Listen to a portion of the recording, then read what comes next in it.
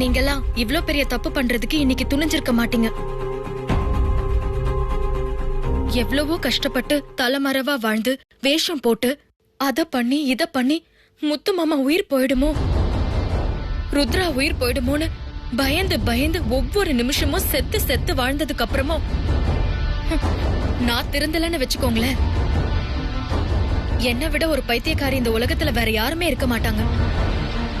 முத்து மாமாக்கு கண் பார்வை வந்ததும் உங்க முகத்திர கிழியறதுதான். அதுல எந்த மாற்றமும் இல்ல.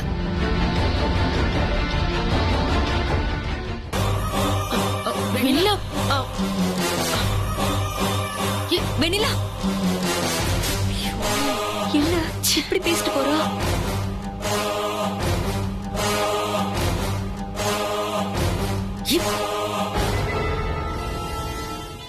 என்னத்த நீங்க கடைசி வாய்ப்பு அது இதுன்னு சொல்லி இப்படி அவகிட்ட கால்ல விழாத குறைய கெஞ்சு வச்சிட்டீங்களே. என்ன போய் அவ கால்ல விழ வச்சிட்டீங்களே. Sorry sorry. அதுவாடி இப்ப முக்கியம். அவ பண்ண வீட்டுல வச்சு பேசினது,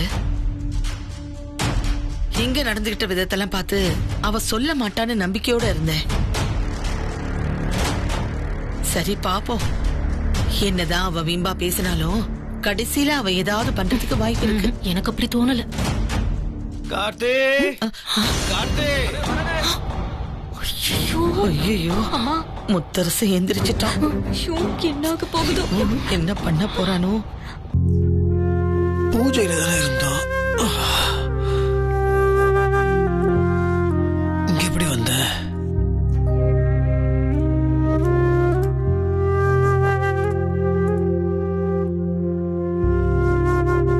பூஜை நடந்துச்சு.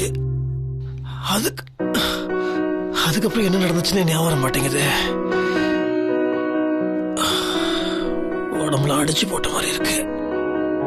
இப்படி வலிக்குது. கவலைப்படாத முத்து மாமா, எல்லாம் சரியாயிடும். வெண்ணிலா, வெளியில வந்துட்டே வெண்ணிலா.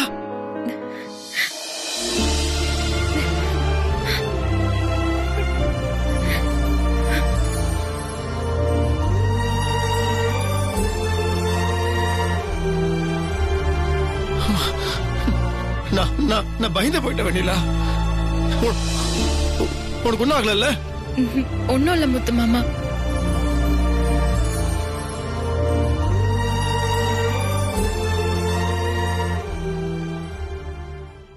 என்னாச்சு உனக்கு?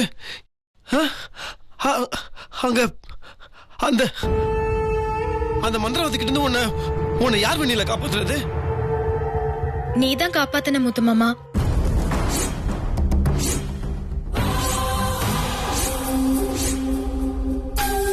காப்பாத்தின ஆளே இப்படி கேட்டா நான் என்னன்னு பதில் சொல்லட்டும்? நான் காப்பாத்தினா?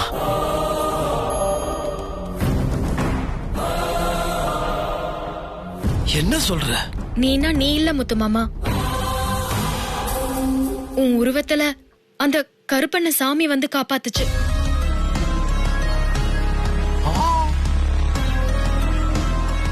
கருப்பண்ண சாமி ஏன் உடம்புக்குள்ளையா? ஆமா முத்து மாமா, உன் ரூபத்துல வந்த கருப்பண்ண சாமி தான் அந்த சாமியார் கிட்ட இருந்து என்ன காப்பாத்துச்சு.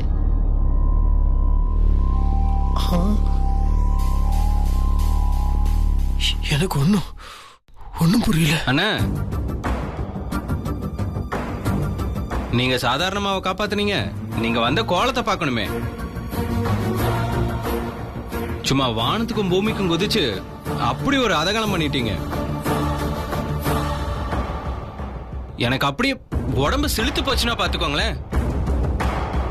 என்னால அதை வார்த்தையில விவரிக்கவே முடியலண்ணே.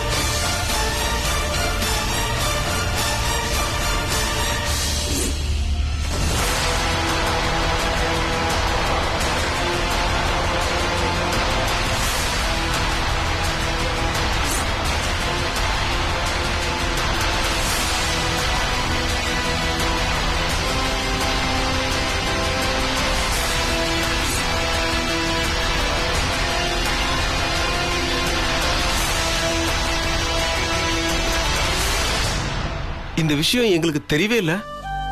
இப்போ வரைக்கும் எங்ககிட்ட சொல்லவே இல்ல. என்கிட்ட யாரும் அதை கேட்கல, அதனால நான் சொல்லல.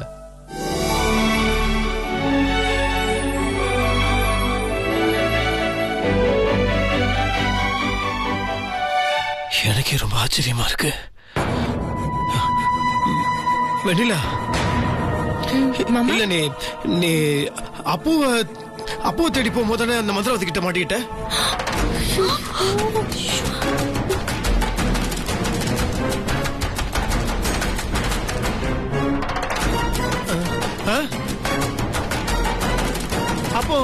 அப்போ எங்க சொல்றேன் முத்து மாமா. சொல்லு. சொன்னதானே தெரியும். எனக்கு ஒண்ணுமே புரிய மாட்டேங்குது. அந்த மந்திரவாதி எங்கிருந்து வந்தா, அவனை யார் அனுப்புனது, என்ன நடந்தது, ஒரே குழப்பமா இருக்கு. சொல்றேன் முத்து மாமா. அதுக்கு முன்னாடி இன்னைக்கு 11 மணிக்கு உனக்கு கண்கட்ட பிரிக்கிறதுக்கு டாக்டர் வரேன்னு சொல்லிருக்காருல. நீ முதல்ல அதுக்கு ரெடி ஆகு. உன் கண்கட்ட பிரிச்சு உனக்கு கண் பார்வை வந்து கண்ணை திறந்து எங்க எல்லாரையும் பார்த்ததுக்கு அப்புறமா சொல்ல வேண்டியதா எல்லாத்தையும் சொல்லு. எல்லாத்தையும் நான் சொல்றேன்.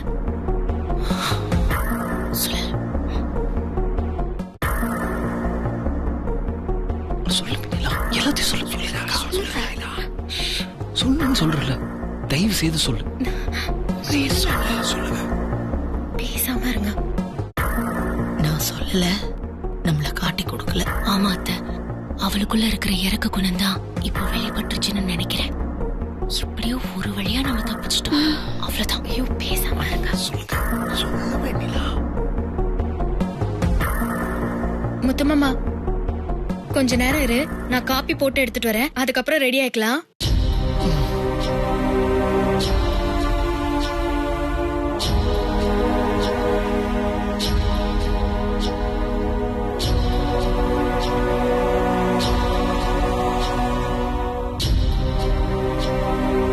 அனி, என்ன நீ இதெல்லாம் கொஞ்சம் கூட நல்லாவே இல்ல.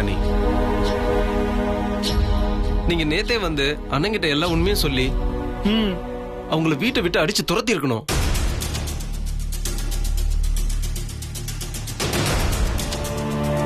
அத விட்டுட்டு என்ன நீங்க வர வர உங்க இறக்க குணத்துக்கு அளவே இல்லாம போச்சு. வெண்ணிலா,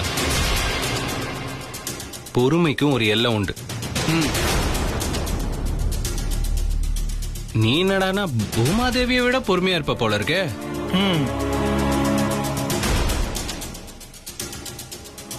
நீ இவ்வளவு பொறுமையா இருந்தா என்ன வெண்ணிலா அர்த்தம்? ஆமா, எதுக்காக அவங்களை காட்டி கொடுக்காம விட்ட? நான் சொல்லியிருந்தா என்ன ஆயிருக்கும்னு யோசிச்சு பாருங்க. டாக்டர் சொன்னதெல்லாம் மறந்துட்டீங்களா?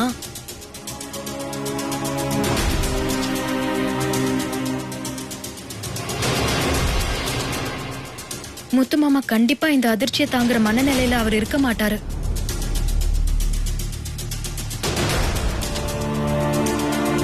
அப்படி ஒரு அதிர்ச்சியை நான் எப்படி கொடுக்கட்டும்? அதனாலதான் சொல்றேன், அப்படி ஒரு அதிர்ச்சி வந்து கண் பார்வை வர விஷயத்துல ஏதாவது ஒரு பாதிப்பு வந்துச்சுன்னா என்னால தாங்கிக்க முடியாது கார்த்தி.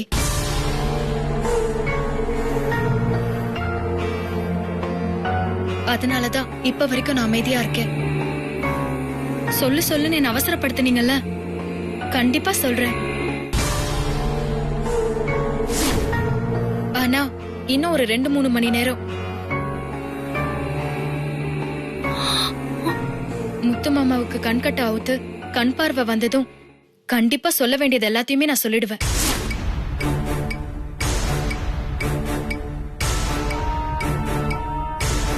இனிமே நான் பழைய வெண்ணிலாவா இருக்க மாட்டேன். அந்த விஷயத்த நான் தீர்மானிச்சிட்டேன் கார்த்தி. அண்ணி சூப்பர் அண்ணி. எங்களுக்கு கூட இதெல்லாம் தோணவே இல்ல. கலக்கிட்ட வெண்ணிலா. வெண்ணிலானா வெண்ணிலாதான். என் அம்மா எப்பவுமே கிரேட். செல்லம்மா.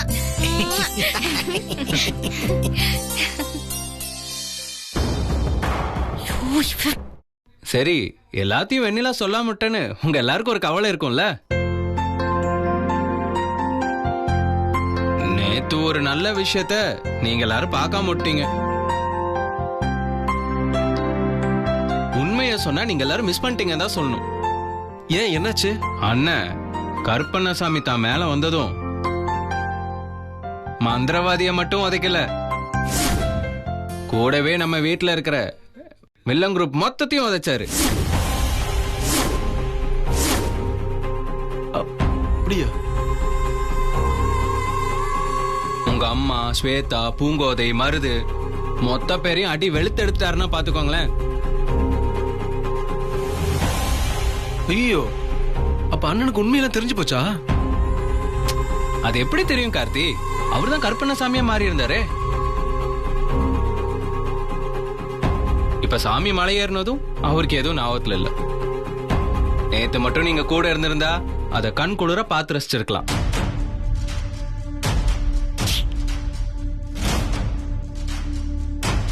ஐயோ, அந்த காட்சியை பார்க்க வழி இல்லாம போச்சே. அப்படியே போட்டுனா பரவாயில்ல, இருக்கட்டும். அதனால என்ன? அண்ணி சொன்னதுக்கு அப்புறம் கூடிய சீக்கிரம் கண்கட்ட பிரிச்சதுக்கு அப்புறம் இதெல்லாம் நடக்கும். சரி வாங்க, எல்லாம் சரியாயிடும். சீக்கிரம் போங்க போங்க போங்க, வாங்க போலாம்.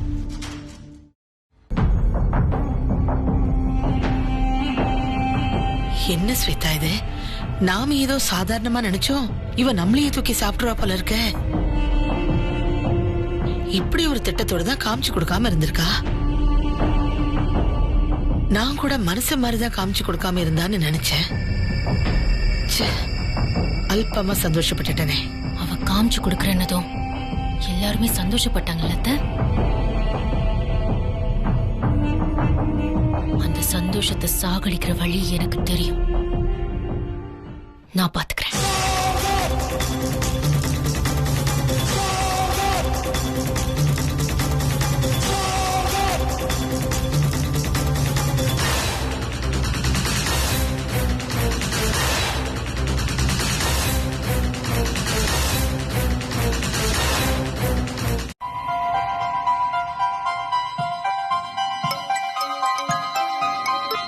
ஹலோ டாக்டர், நான் தான் வெண்ணிலா பேசுறேன். முத்தரசன் மனைவி வெண்ணிலா. சொல்லுங்கம்மா. இல்ல, இன்னைக்கு 11 மணிக்கு என் புருஷன் முத்தரசுக்கு கண்கட்ட பிரிக்கிறதா சொல்லியிருந்தீங்க. ஆமாமா, இங்க சில அப்பாயின்மெண்ட்ஸ் எல்லாம் இருக்கு. அத முடிச்சிட்டு நேரா உங்க வீட்டுக்கு தான் வரேன். அதான் டாக்டர், அது சம்பந்தமா தான் பேச வந்தேன். இன்னைக்கு கண்கட்ட பிரிக்க வேணாம் டாக்டர். ஐயோ, ஏற்கனவே ஒரு நாள் தள்ளி போட்டாச்சேம்மா. தள்ளி போட்டா பெரிய பிரச்சனை ஆயிடும். மறுபடியும் பார்வையில கூட பாதிப்பு வரதுக்கு வாய்ப்பு இருக்கு. எதனால தள்ளி போடலாம்னு சொல்றீங்க? இல்ல டாக்டர், இப்பதான் நான் கேலண்டரை பார்த்தேன். இன்னைக்கு அஷ்டமி, நாளைக்கு நவமியா இருக்கு. என்னம்மா இந்த காலத்துல போய் அஷ்டமி நவமின்ட்டு? இல்ல டாக்டர், எனக்கு பயமா இருக்கு டாக்டர். இத்தனை நாள் கண் பார்வையில இவ்ளோ பெரிய பாதிப்பு இருந்துச்சு. இப்ப கண்கட்ட பிரிக்கிறத போய் அஷ்டமி அன்னைக்கு பிரிச்சு அப்புறம் ஏதாவது ஒண்ணுன்னா அதனாலதான் கண் பார்வை தெரியாம போச்சுன்னு மனசு உறுத்திட்டே இருக்கும் இல்லையா? இவ்ளோ நாள் பொறுத்தது பொறுத்துட்டோம், ஒரு 2 நாள் தானே டாக்டர். அதான் டாக்டர் யோசனையா இருக்கு. சரிம்மா, அப்ப நான் ஒண்ணு பண்றேன். நானே முத்தரசன் பேசி கன்வின்ஸ் பண்றேம்மா. ஐயோ ஐயோ, அது கண் டாக்டர் மட்டும் முத்தரசன் மாமா கிட்ட பேசினா இந்த விஷயம் பூரா வெளியில வந்துருமே. ஹலோ, லைன்ல இருக்கீங்களா? மாமா கிட்ட பேசினா அவரு சரின்னு தான் சொல்லுவாரு. அவருக்கு பெருசா இதுலலாம் நம்பிக்கை இல்ல. ஆனா எனக்கு தான் இதுல நம்பிக்கை கொஞ்சம் ஜாஸ்தி. அதனாலதான் நான் பேசுறேன் டாக்டர்.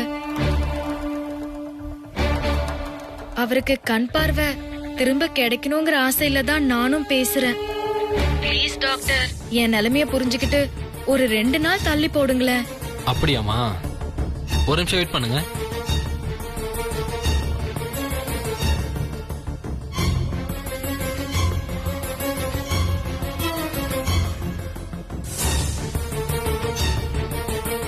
ஏதோ மொபைல்ல பாக்குறாரு போல இருக்கு.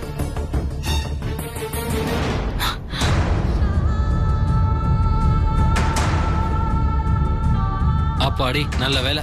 என்னாச்சு டாக்டர்? அஷ்டமி ஆரம்பிக்கிறது 12 மணிக்கு தாமா. நாம 11 மணிக்கெல்லாம் கண்கட்ட பிரிச்சுட்டா ஒரு பிரச்சனையும் இல்ல. அது வரைக்கும் சப்தமி தேதி தான். அதனால நீங்க பயப்படுற மாதிரி எதுவுமே நடக்காது. அப்படியா சொல்றீங்க? நிறைய பேருக்கு இந்த விஷயம் தெரியவே தெரியாது. ஒரு திதி எப்ப ஆரம்பிக்குதுங்கிற நேரம் தான் ரொம்ப முக்கியம். அப்ப இருந்துதான் அந்த திதியோட பவர் ஆரம்பிக்கும். அதனால அஷ்டமி லேட்டா ஆரம்பிக்கிறதுனால ஒரு பிரச்சனையும் இல்ல. இவ்வளவு நாள் உங்க புருஷனோட கண்ணை விதி தன்னோட சதியால மறைச்சிட்டு இருந்துச்சு. இனிமே சதி விலகி அவருக்கு எல்லா உண்மையும் தெரிய வரப்போகுது. டாக்டர், அதாவது இந்த உலகத்தை, உங்களை, மத்தவங்களை அவர் முழுமையா பார்க்க போறாருன்னு சொல்ல வரேன். சரிங்க டாக்டர், புரியுது. தேங்க்ஸ். நீங்க வந்துருங்க. வந்துடுறேம்மா, 11 o'clock கரெக்டா வந்துருவேன். நீங்க முத்தரசன் கிட்ட இன்ஃபார்ம் பண்ணி ரெடியா இருக்க சொல்லுங்க. ஓகேம்மா.